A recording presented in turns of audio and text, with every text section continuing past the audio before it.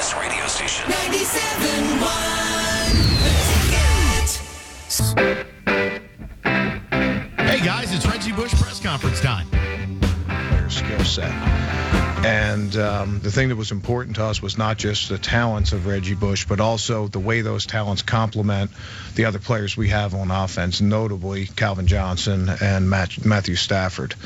And, that was really the basis of our interest in Reggie and trying to make such a strong push to get him here and be a weapon in our offense. We had a sore need for explosive runs on offense. We were last in the NFL in explosive runs last year. And, with the boxes that we see, with the way that the dynamic with Calvin works, it provides opportunity for running backs to make dynamic plays in our offense. So, I think that was the most important thing. But, since our free agent meetings began about a month ago and we started going through this process, we have a guy on our staff now, John Bonamego, who was at New Orleans with Reggie. And in all the other research we did, people in his background and everything else, we already knew his talent. We could see that talent on film, and we knew how that talent fit our offense. The thing that we didn't know is what a good guy he is, and what a humble person he is, and what a student of the game he is. And we think he's going to fit very well in with the rest of our locker room. And like to welcome to Detroit, Reggie Bush. Feels like I got drafted all over again. What was it like with people like Calvin Johnson, and then very soon was reached out to come to Detroit? Very in particular. It was,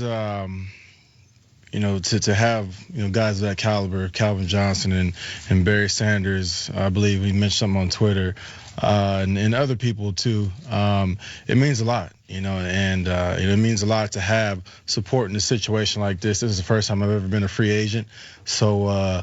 This is unfamiliar charted waters for me. So I was very nervous. I didn't get any sleep last night. In all honesty, I was talking to the coaches. I got about 2-3 hours of sleep last night just because I was up. I was thinking and just thinking about all the possibilities and we had such a great meeting that it almost seemed too perfect.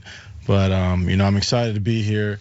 I'm excited to get this thing on the road and get to work because I think it's going to be a good thing, and I look forward to winning a lot of football games here. What goes through your mind when you see the 6- and 7-man boxes that other teams play? Oh, it's a running back's dream. It's the first thing we talked about. When we're watching film and I see those safeties deep and the safeties rolling over, double coverage and Calvin Johnson, it's a running back's dream. And we have to be able to run the ball in this situation, and that's one of the reasons why I wanted to come here is to be able to bring a balanced attack and help take some of the pressure off Calvin Johnson and Matthew Stafford and just complement them. So, I think it's going to work out well. What were some of the other things that attracted you to this team? Just speaking with Coach Schwartz and Coach Linehan and the language was the same. The way we talked about football and the things that we wanted to see out of this thing was the same, and it just made sense. It felt right from the beginning, like I said, it just made sense. Everything made sense, and there was they didn't really have to sell me too much on it. They could have just pulled up one clip, and I was already sold. Are there a number of carries you're comfortable with, and since you've been playing it, since you got to the pros, you found out I'm more effective at this number. I want to keep my touches to this number. Yeah, I've done the 3-4 carries a game. I've done the 20-25 carries a game. I'm comfortable with when we win. That's what I'm most comfortable with. That's what I'm here for, is to help this team win, and I'm not so much worried about my personal stats. I think I'm at the point in my career now where winning is the most important thing to me, and I felt the same with the coaches and the players here too. So, it's not about numbers. It's just about how we can be the most successful on the football field on Sundays. How concerned are you about the team sort of taking a step back last year, and after making the playoffs the year before, are you confident that they can keep winning and going forward? I'm extremely confident. When I was in New Orleans, my rookie year, we went to the NFC Championship game, and then the next 2 years, we went.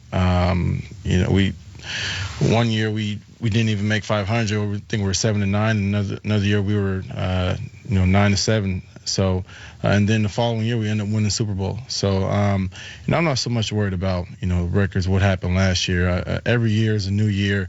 What happened last year has no bearing on what's going to happen in this season, and that's the way we have to approach it. We have to approach it as a new year and learn from the mistakes of last year, but at the same time, figuring out a way to get better.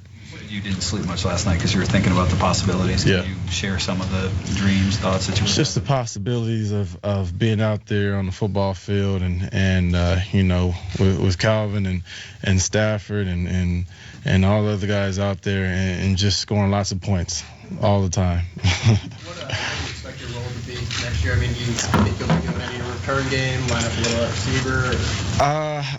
Well, I don't know. You gotta. That's a question you gotta ask Coach Schwartz. But I definitely know I'll be out there on the football field a lot.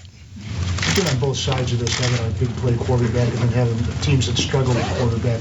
What does having a quarterback mean, to a running back? Yeah, it means a lot.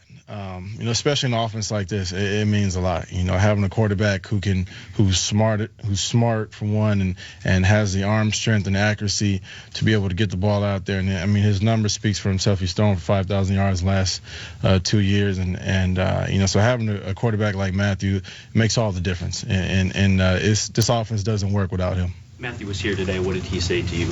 Just congratulations. He decided to have me. And, we've been just talking about, all the possibilities and just the different looks and opportunities that we're going to have in this offense and just excited at the opportunity to be able to play together. Couple more for Reggie. First question about Calvin and some of the guys reaching out. How much did they do that over the last couple of weeks, players that is, and what did they say exactly? Say that one more time, I'm sorry. Calvin and some of the other players, how much did they reach out to you personally over the last couple of weeks, and what were those? It really wasn't a whole lot, just between Matthew and Calvin and Nate Burleson, just sending me texts, just saying, hey, if we ever have the opportunity to play together, we'd love to have you down here and love to have your, skill set on this football team, and we love what you do and been a fan. So it's just stuff like that. Was playing in the Dome any appealing factor for you? No, not at all. I played in the Dome, I played outside, and I've done both. I played on grass, on turf. Not so much, but I did love the fact that the Lions, have such a strong fan base here, and that the fans, show up and sell out, all the home games. That's really important, and hopefully we can keep that going this year. You know what number you're going to wear? I don't know what number I'm going to wear. I know 22 is retired, so I'm going to have to work on something else. All right, guys, thanks. Oh, okay. Hi, everybody. Valenti and Foster. That was nice to hear from Martin Mayhew. It really was. It was good. Terry, how are you? I didn't hear from him. Did you hear? Oh, that's right. He didn't talk. Oh. Okay. Well, back to work, I assume. All right. Well, Terry. Yes, sir. Where are you at with this? I'm intrigued because I think you're like me. You're kind of waiting to see if they get that defensive piece, if they get the safety, whether it be, Grover Cleveland, the kid from Houston, whoever the hell he is, Deshaun Golson, whatever. I don't think it'll be Golson. No, I don't either. But if it's another safety to go with Reggie Bush, I don't think you can help but be happy. I mean, Bush fits what they do, and you can't go back and fix the mistakes they've made. They had to sign a guy like Bush because, A, they've blown their draft picks with Best and LaShore, and they either don't have the confidence or the desire to use future draft picks in the running back spot. And Reggie Bush fits here. I'd love to tell you about the money. We don't have it. Nobody has it. We know it's a 4-year deal. I have no idea what's guaranteed or not. We're all floating in space with it. But I like it. And, I haven't heard any reports of Reggie Bush being a bad guy. He's a solid guy, a humble guy. I think his skill set's going to fit what they want to do. And I think certainly, you'll complain a lot less when Stafford's checking it down to Reggie Bush than checking down to LaShore or Joique Bell. So